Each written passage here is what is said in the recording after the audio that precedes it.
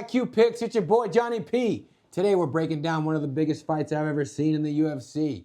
I mean, it's one of the biggest cards ever put together. UFC 250, the Freedom card. We got the co-main event. Alex Pereira is taking on Ciryl Gane. Now this is a great fight. Alex Pereira is moving up to heavyweight for the first time. He's getting an immediate title shot against the former interim champion, Ciryl Gane. And honestly, this fight raises a lot of questions for me. You know, more questions than answers, to be honest. Now, with Alex, he's moving up. He's had 7 months to put on 20 or 30 pounds. Will he keep his speed? Will he keep his cardio? Will he keep his power? Can he hold up against a legitimate heavyweight threat, one of the best in the world, former interim champ? I mean, it's a lot of questions there. Now, I've heard rumors Alex walking around 240 now. You know, naturally, probably after making 205, he probably gets right back to 220 naturally. Still, 20 pounds to put on. But we'll talk about all this. Let's look at Ciryl first. Ciryl, he's 13-2 with 1 no contest. He's 6'4", 247 pounds, 81-inch reach. The guy is a specimen. He's a beast. He's a prototype. Really, really good. He floats like a butterfly. He stings like a bee. Legitimate. I've never seen a heavyweight move like this. It's just something to see. He's one of the most technical strikers in the heavyweight division, if not, you know, in the whole of UFC. He's really, really good. Let's go back and look at some fights. Against Spivak, he put on a clinic here. Sergey tried to work in the clinch a little. He tried to get a couple takedowns. Not happening. Gane picked him apart at range, beat him up with the jab, worked big power shots to the body, and just really made Spivak look bad. He did. And he couldn't get anything going. And from start to finish, he just picked him apart. And it was a great show. He really, really looked good. And then, you know, if we go back a little further, when he really did fight a big power puncher in Ngannou, that was one of the biggest fights at the time too. And Ngannou was massive. He was knocking out everybody. And let's not forget, Ciryl was working him in the first 2 rounds. I mean, this was back in 2022, but Ngannou had to resort to wrestling in 3, 4, and 5 to get this win. And Ciryl, again, showed that hole in his game, which we also saw against Jones when he got choked almost instantly with being on the ground for like 2 minutes or 1 minute or less. But still, he showed that hole in his game. But it also showed us another thing, that Francis had to wrestle to beat this guy. That's how good he is on the feet. Now, can Alex wrestle? Maybe in the last 7 months he picked up some wrestling from Glover, but, you know, I doubt it. And it'll be interesting to see how this plays out on the feet. More recent fight against Volkov, he really didn't look good. It was a much closer fight. He won round 1 probably, but I guess apparently he broke his toes in round 1. He broke his big toe and second toe and really had trouble getting back up in 2 and 3. And again, Volkov went to the wrestling to try to get ground control in just some time. He really didn't do a lot. And Ciryl just kept trying for a Kimura. Not really the sweet position, but I really think to not get back to his feet. And it looked like low fight IQ, but again, we really didn't know that he broke his big toe. And if you've ever broken any toes or anything like that, it's hard to move. It's hard to walk. And it might be worse than, you know, tearing a muscle in your knee or something, having a big broken toe. But, you know, he ended up getting a split decision win there. He wasn't happy about it. Nobody was happy about it. He walked out of the ring before the fight was before they even wanted to call the after, you know, Joe Rogan came in. He was like, "Why'd you walk out of the ring?" "Well, I wasn't happy with my performance," you know, whatever, because he's French. He's really funny. He looks like this huge tough guy, but then he, you know, it's really cool. But, you know, most recently he fought Aspinall, and he was picking Aspinall apart until the eye pokes. Aspinall was bloodied and battered. We'd never seen that happen before with Tom. And Ciryl was looking like he was on a path to win that fight. He had stuffed a couple takedowns and had Tom kind of on the ropes a little. I mean, we had never seen this from Tom. And then the eye poke happened. It didn't look as bad as it was. Apparently it's really bad because Tom's had several surgeries now and he might not ever fight again, is what I've been hearing. And, you know, also why they're doing this interim fight and Tom's not ready to come back and it's been over 7 months. So it definitely was not a good eye poke.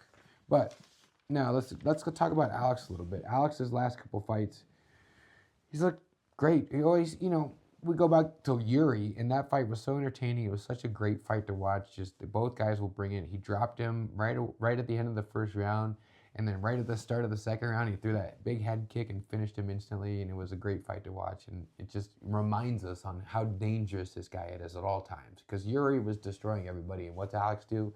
destroys him twice, not once but twice.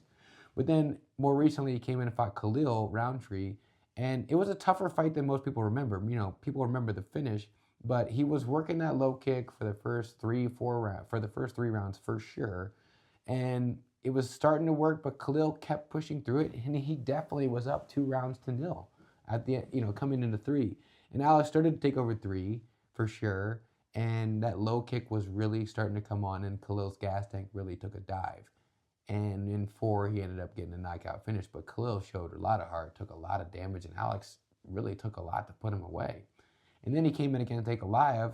It was a close line there, and it was a closer fight than I remember. I think Ankalaev was up 3-1. You know, it was close, debatable if it was 2-2 going into the 4th.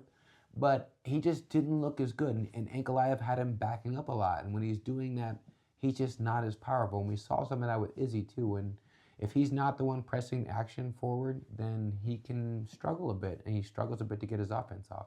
But then he came back and showed us why he's one of the greatest in the world, and just ran Ankalaev into the ground in, 2 minutes or something like that. He just pressed right through him and knocked him down and never let him get up, and just dropped huge bows, those old 12-6s, and it was money.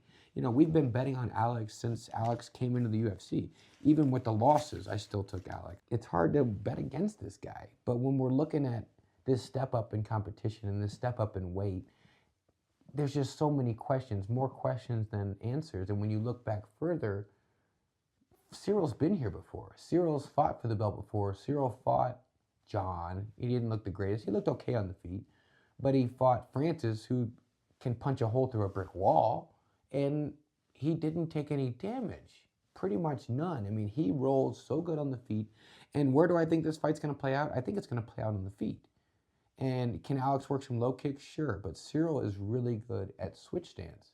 He's not totally dependent on orthodox or southpaw, where some guys, they get their legs so battered by Alex that they can't function later in the fight, because Ciryl doesn't have that issue. He can switch so fluidly, and I think he'll lean towards southpaw because that's what Alex tends to have trouble with, and he throws the switch kick off the front foot to that lead leg. And I think that's probably less damaging than his power leg kicking, when someone's in orthodox stance. But it's going to play out on the feet. We could see some grappling from Ciryl. We've seen that. He did take down Francis at one point, who's, 300 pounds. And again, Alex's hole is wrestling. But if it does play out fully on the feet, is Alex's power going to be there? Maybe. We've seen Francis try to give that power to Ciryl, and it didn't work. Can Alex keep the cardio? Well, we've seen it falter before. We've seen it falter in other fights before, and he looked a little tired in the Magomed fight. He looked a little tired in some of the Izzy fights. But yeah, he's cutting a lot of weight, but it's still, now he's going to be carrying an extra 20 pounds. Now, imagine putting on a weighted vest, because, again, this weight has to come on quick. And if you've ever done bodybuilding or weightlifting, you know it takes a lot of time, unless you're on steroids, which I'm pretty sure these guys are getting tested on the regular, but to put on that kind of muscle. So it's most likely not the best type of weight that he put on. I mean, we saw kind of how Jones looked when he came in. And yeah, he beat Ciryl, but he exploited Cyryl's weakness. But he looked a little fluffy around the midsection. Ciryl doesn't look like that. Ciryl is a natural 250 monster. He's a beast. And I think this line is insane. When I see it's moved from Ciryl minus 180 opening to now it's slight plus money on Ciryl, I start drooling. I'm going, what's going on here? I mean, I get Pereira he's got the chama, and he's the favorite, and he's a fan favorite for sure. But moving up to heavyweight, in my opinion, is a mistake. It was a mistake, and I'm not surprised the UFC is letting him do it, because it's such a massive fight, and it's on the White House card, and it's the biggest fight we've ever seen, or it's the biggest card we've ever seen for sure, if not the biggest fight. I mean, the main event's good, but I think this is the real main event. But, I just don't see how we can get off of this Gane line. I mean, I've bet Gane throughout his career too, and there have been some losses. I took him big against Jones, but again, it was, I didn't see the wrestling being that easy for Jones in that fight. But here, Alex isn't going to be able to take Ciryl down, period. It's just not going to happen. And if it does, I'll be shocked. I'll I'll do something on the show because that would just be shocking if Alex Pereira comes out and takes Ciryl Gane down somehow without some fluke trip or something. You know, like he throws a kick into the ceiling and falls himself, and then somehow Pereira falls on top. That's the only way that's going to get to the ground with Alex on top, other than dropping him. Which could he drop him? Sure. I mean, the guy's got crazy power. But like I said before, we've seen Ciryl take this type of power. We've seen Ciryl fight these type of fighters, and I think it plays right into Cyryl's wheelhouse. I don't see how we can pass on plus money on Ciryl, and I think it's just a no-brainer here. And apparently, nobody thinks like we think. You know, last week, we were riding all over Alonzo Menifield. I felt like I was taking crazy pills. We were the only 10% of the crowd. Okay, that's fine. We'll take it. And maybe we wait on this line a little, too. It's already moved so much toward Alex that maybe toward the fight time, people just keep betting on Alex, and we get even better plus money. I'm still going to lock in something now on Ciryl, but if we start to get plus 120, plus 130, plus 140, oh my gosh. I'm not saying put up your mortgage, but this is a great bet. All right, so we're not going to waste too much more time talking about this. It's a no-brainer. Ciryl Gane for the win. Now, if you want to sprinkle a little bit by decision, maybe. If you want to sprinkle a little bit by KO, I mean, it's possible too. This is 5 rounds, and we've never seen Pereira here. So it's tough to say what's going to happen. Remember his first step up to 205 against Blachowicz? It was a split decision win. He got controlled. It was the weight issue. He didn't just knock Jan out. Sure, he's been knocking guys out lately, but a lot of these guys fed right into what his wheelhouse, really. So let's not think too hard. I keep saying it. Fight IQ Picks. Johnny P here, your boy. If you like the content here, like and subscribe. It helps out the channel. And we'll just keep it coming back. I'm going to have some more picks for the Freedom card. I got some more picks coming for this upcoming card. And I like it all. We're doing well. We're making some money. See you guys soon. Fight IQ Picks.